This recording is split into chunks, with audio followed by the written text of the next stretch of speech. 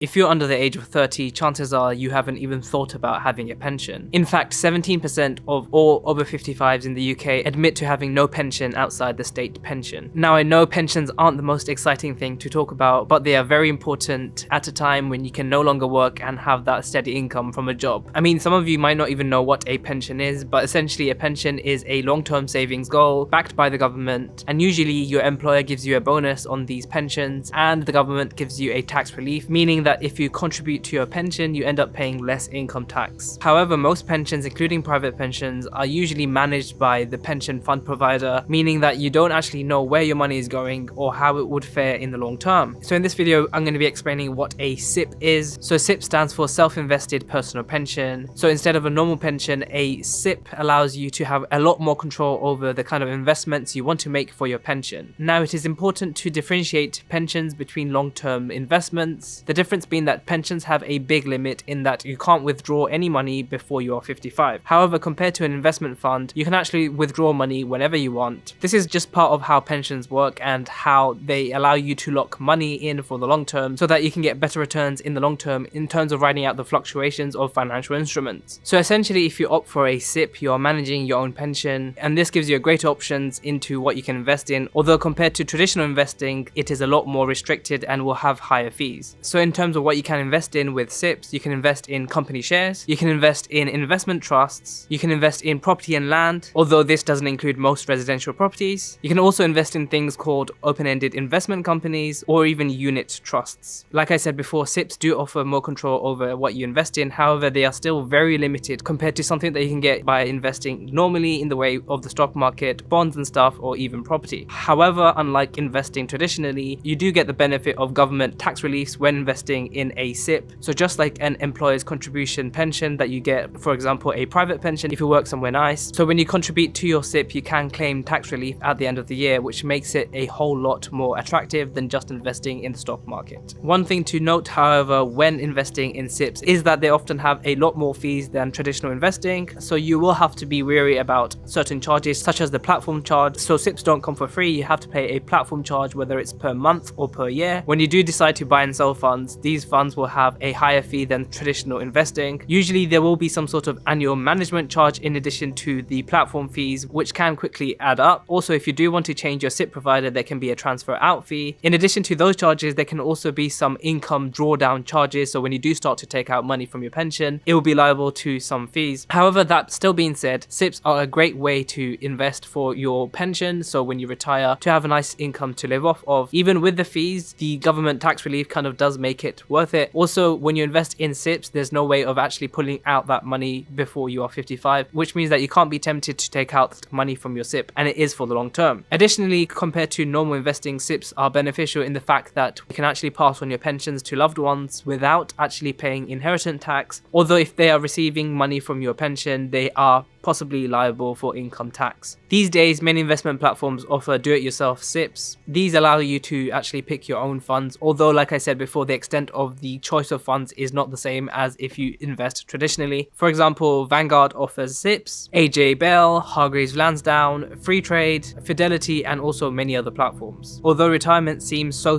far away, especially if you're under 30, it is important to start thinking about your pension, and if you want that extra control of your pension, maybe a SIPP is the right thing for you. Make sure to check out some of my other videos, and I'll see you in the next video.